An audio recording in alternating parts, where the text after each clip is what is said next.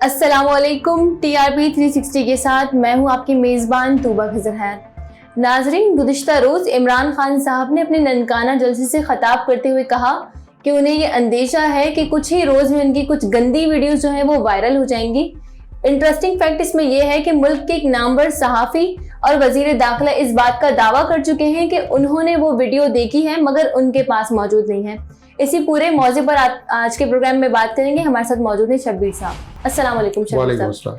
शब्बीर साहब, ये बताइएगा कि इमरान खान साहब कह रहे हैं कि उनकी कुछ गंदी वीडियोस अनकरीब जो है वो लीक होने वाली हैं।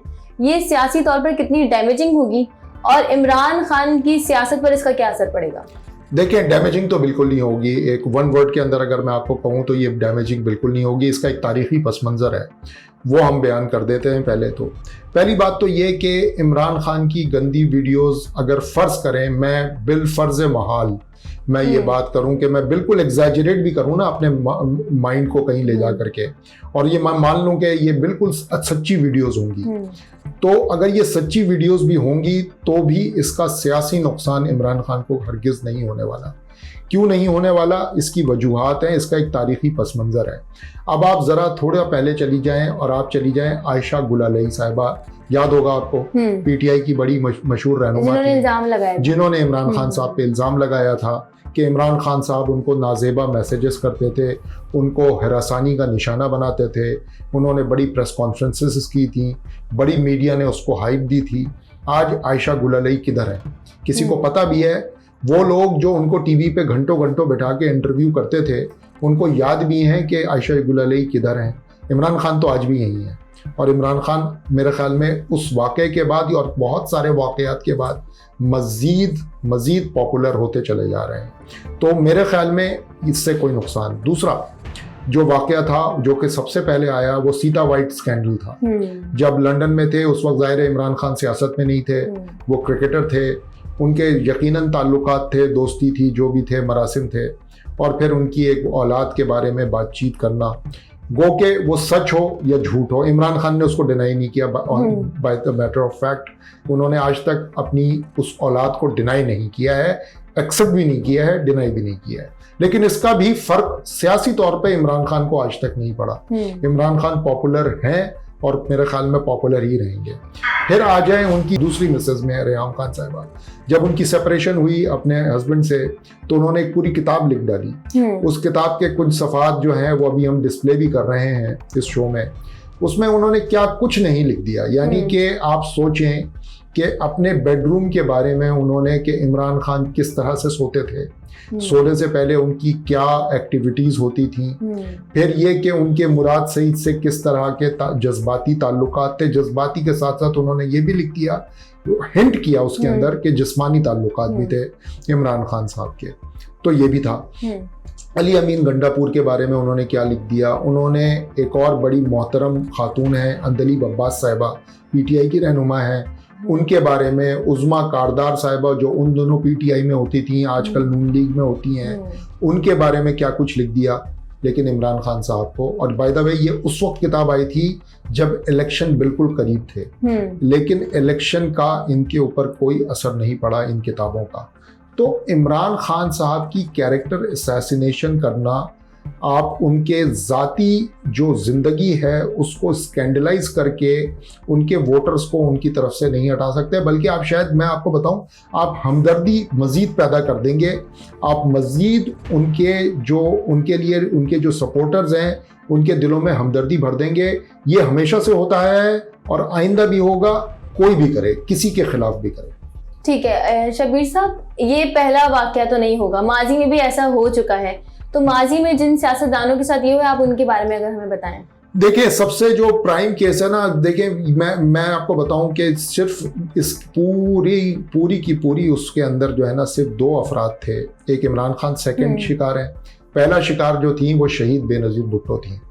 शहीद बेनज़ीर भुट्टो की भी इसी तरह की कैरेक्टर असैसिनेशन थी। वो ज़ाहिर है डिजिटल दौर नहीं था उस वक्त, ना व्हाट्सएप था, ना वीडियोस थी, ना कुछ था, तो वो तस्वीरें फोर्ज की जाती थी, फेक की जाती थी।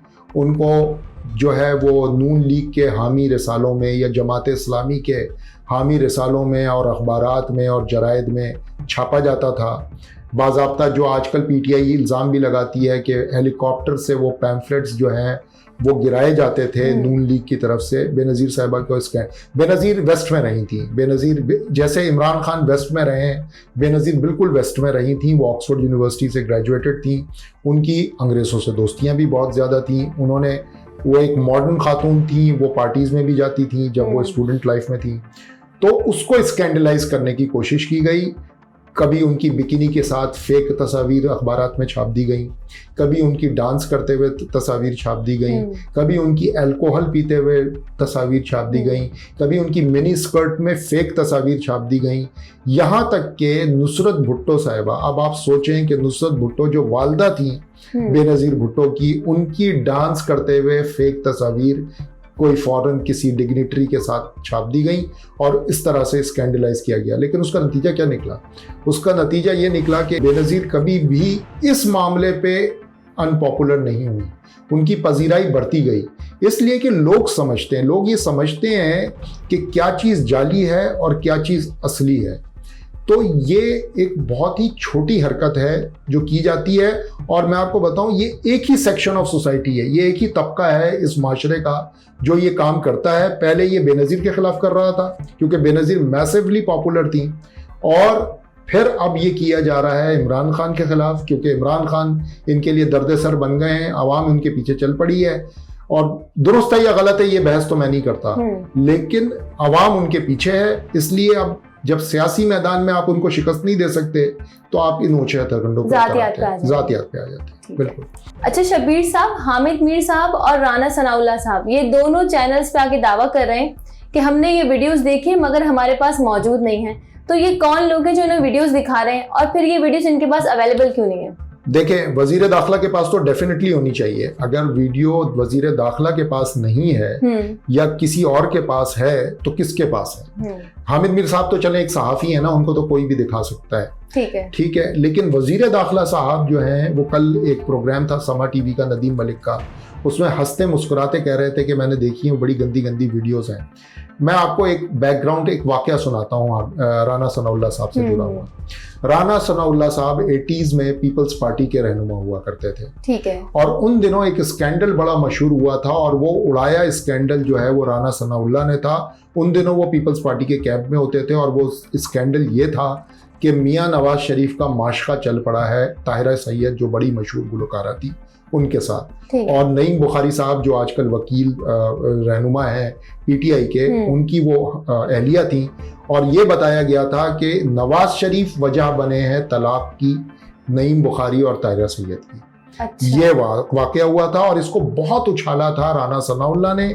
उसी दौर में कलमा चौक आजकल कहलाता है लाहौर में, कलमा चौक में एक स्टैचू बना था, स्टैचू उंगलियों का था।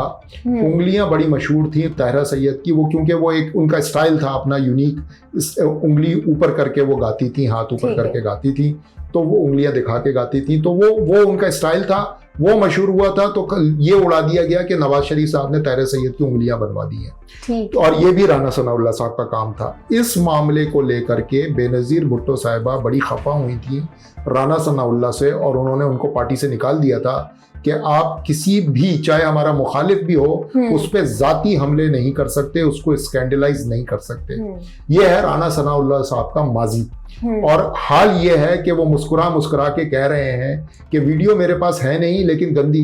उनको इस बात पे शर्म नहीं आ रही कि वो वफाकी वजीर दाखिला हैं, उनको तो ये इंक्वायरी करनी चाहिए कि ये वीडियोस बना कौन रहा है, इसको मुश्तहिर कौन कर रहा है। उनके पास जो लेके आया था आदमी जिसने उनको दिखाई थी, उनको तो उसी वक्त उसको गिरफ्तार कर लेना चाहिए था कि तुम किसी की प्राइवेट वीडियोस लीक कैसे कर सकते हो, मुझे दिखा कैसे सकते हो। लेकिन क्या करें कि बेशर्मी का राज है, तो वो ये भी कर गए। फिर हामिद मीर साहब, वो तो दो हाथ आगे चले गए। उन्होंने मोहम्मद मालिक साहब के प्रोग्राम में हम न्यूज़ पे कहा कि जी वीडियोस दो अपोजिट सेक्स यानी कि इमरान खान साहब, ये किसी खातून की नाजेबा वीडियो नहीं है, वो दो मर्दों की नाजेबा वीडियो है। अच्छा जी। अब ये एक संगीन इल्ज़ाम है, यानी कि होमोसेक्सुअलिटी का इल्ज़ाम है इमरान खान साहब के ऊपर हामिद मीर साहब की तरफ से। इसकी भी कोई इंक्वायरी होनी चाहिए थी, गवर्नमेंट नोटिस लेती, कोई अदालत नोटिस लेती, लेकिन कोई नहीं पूछेगा। लेकिन at the end of the day मैं आपको बताऊं कि ये सारा कुछ हो जाए, वीडियोज आ भी जाएं, उसको उछाल भी दिया जाए। तारीख का सबक यही है कि पॉपुलैरिटी कम नहीं होती उस लीडर की जिसको टारगेट किया जाता है, बल्कि वो मज़ीद मैनीफोल्ड बढ़ जाती है। Thank you so much Shabbir साहब। तो नाजरीन, सियासत की अखलाकियात का जनाजा निकल रहा है और सबसे अहम बात यह है कि लोग दाद दे रहे हैं और तालियां पीट रहे हैं। इसी के साथ मुझे दीजिए इजाज़त। अल्लाह निगहबान।